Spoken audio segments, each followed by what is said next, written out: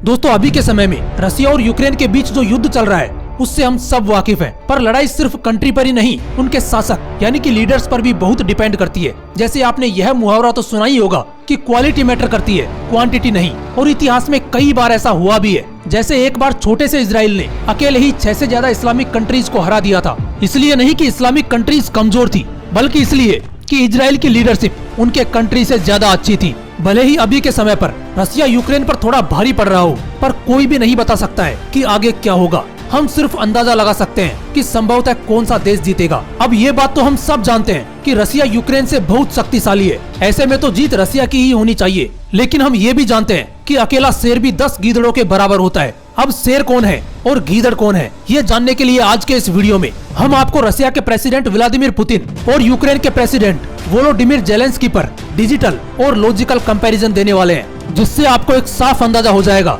कि किसकी लीडरशिप और कैरेक्टर बिल्डिंग स्ट्रॉन्ग है। तो चलिए सीधा वीडियो की तरफ बढ़ते हैं। हम सबसे पहले इन दोनों देशों के प्रेसिडेंट्स के बारे में जान लेते हैं। दोस्तों व्लादिमीर पुतिन जो कि रसिया के प्रेसिडेंट हैं, उनका जन्म 7 अक्टूबर 1952 को एक बहुत ही गरीब परिवार में हुआ था। उनके घर में ना खाना बनाने के लिए किचन था और ना ही टॉयलेट। पर इतने संघर्षों के बाद भी आज व्लादिमीर पुतिन दुनिया के सबसे पावरफुल इंसान है। व्लादिमीर पुतिन बहुत ही ओपन माइंडेड प्रेसिडेंट है, पर तब तक जब तक बात उनके कंट्री पर ना आ जाए। जब सोवियत यूनियन टूटा तो रसिया की बहुत खराब हालत हो गई थी, जिसके बाद व्लादिमीर पुतिन ने ही रसिया को संभाला। और आज यह कहना गलत नहीं होगा कि रसिया जहां पर खड़ा है उसका बहुत बड़ा कारण व्लादिमीर पुतिन ही है। इसके लिए जो देशभक्त रसियंस होते हैं वो इनके कट्टर फॉलोअर होते हैं। अब चलिए बात कर लेते हैं यूक्रेन के करंट प्रेसिडेंट वोलोडिमिर जेलेंस्की के बारे में। दोस्तों जब वर्ल्ड वॉर 2 हुआ था उसमें साइवन इवानोविच जेलेंस्की नाम के एक आदमी के 3 भाई और उसके पिता की मौत हो गई थी। उसका बदला लेने के लिए साइवन इवानोविच जेलेंस्की नाम का वो शख्स रेड आर्मी ज्वाइन करता है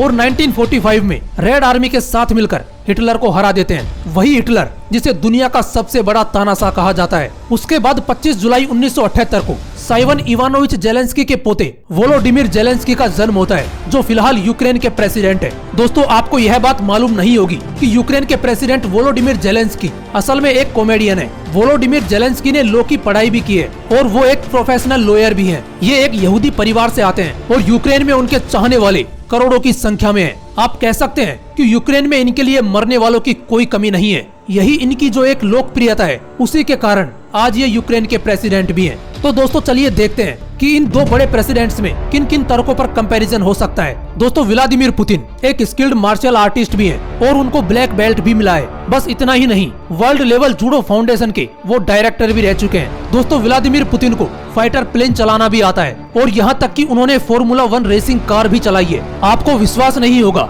जब कई देशों के बीच युद्ध चल रहा था उस समय केजीबी एक बहुत ही बड़ी खुफिया एजेंसी थी और मानना यहाँ तक था कि 10,000 नागरिकों में से किसी एक नागरिक को ही इस खुफिया एजेंसी का एजेंट बनने का मौका मिल पाता था। और व्लादिमीर पुतिन 1975 से 1991 तक इतने बड़े खुफिया एजेंसी के एजेंट थे। अब जरा सोचिए कि जिस कंट्री का किंग ऐसा हो वो देश कितना ताकतवर होगा। आज रशिया जहाँ पर भी है उसका एक बहुत बड़ा कारण व्लादिमीर पुतिन ही है। जब सोवियत यूनियन टूटा था और उसके कई हिस्से हुए थे, जिसके कारण रशिया के ऊपर बहुत बड़ा इकोनॉमिक क्राइसिस भी आया था। ऐसा लग रहा था कि रसिया अब फिर से पुराना दबदबा नहीं बना पाएगा। पर व्लादिमीर पुतिन ने बचपन से जो कम्युनिज्म और गरीबी देखी थी, उन्होंने अपने देश को संभालने का फैसला लिया। उसके बाद व्लादिमीर पुतिन रसिया के प्रेसिडेंट बने और देखते ही देखते उनकी लोकप्रियता लोगों में बहुत बढ़ गई। और बढ़ती भी क्यों ना, जिस रसिया का इन्फ्लेशन रेट 36% से बढ़ रहा था, उसे व्लादिमीर पुतिन 6% पर ले आए और एक एवरेज रसियन की इनकम 25 गुना बढ़ा दी। आपको यह बात मालूम नहीं होगी कि व्लादिमीर पुतिन को एक पावरफुल लीडर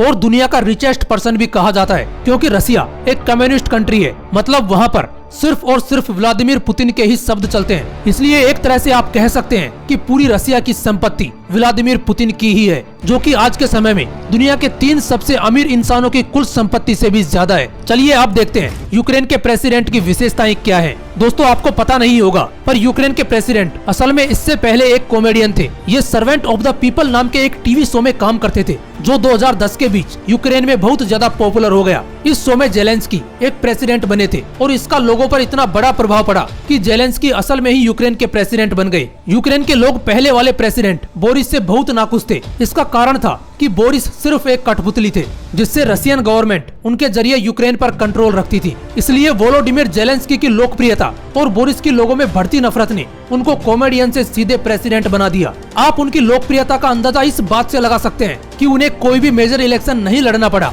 और वो एक तरह से सीधे ही प्रेसिडेंट बन गए। अभी के समय में व्लादिमीर पुतिन की वॉर स्ट्रेटेजी से कोई भी अनजान नहीं है, लेकिन इस जगह पर यूक्रेन के प्रेसिडेंट थोड़े से कमजोर नजर आते हैं। पर अगर दूसरी तरफ कंट्री सपोर्ट की बात करें तो जेलेंस्की को व्लादिमीर पुतिन से ज्यादा उनकी कंट्री और यहाँ तक कि रसिया के लोग भी सपोर्ट करते हैं। यह बात सच है कि रसिया की मिलिट्री यूक्रेन से बहुत ज्यादा है, पर जैसा मैंने आपको पहले बताया था कि क्वालिटी मैटर करती है, क्वांटिटी नहीं। अगर आप सोच रहे हैं कि इन दोनों कंट्रीज के बीच युद्ध क्यों हुआ, तो इसका बहुत बड़ा कारण है अमेरिका। अमेरिका ने यूक्रेन को नाटो में ज्वाइन होने का लालच दिया, जिसके वजह से रसिया को अपने ऊपर खतरा महसूस हुआ और यही कारण है कि आज के समय में रसिया और यूक्रेन के बीच यह जंग चल रही है। जेलेंस्की की नई वॉर स्ट्रेटजी ने यूक्रेन के काफी सारे पार्ट्स को रसिया से बचा लिया है, लेकिन रसिया भी हार मानने को तैयार नहीं है। अब यह नहीं कहा जा सकता कि आगे रसिया जीतेगा या फिर यूक्रेन, क्योंकि भविष्य ऐसी चीज है जिसे बिना देखे अंदाजा नहीं लगाया जा सकता, क्योंकि सारे अंदाजे गलत साबित हो जाते हैं। फिर भी कमेंट बॉक्स में अपनी राय जरूर देना।